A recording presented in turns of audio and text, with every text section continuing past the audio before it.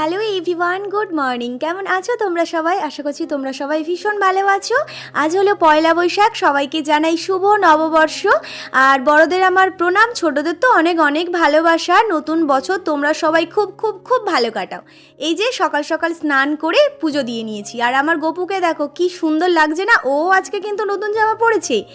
আমার গপু কিন্তু শুধু একা নতুন জামা পরেনি, আমিও কিন্তু ওর সাথে সাথে দেখো একটা নতুন শাড়ি পরে নিয়েছি।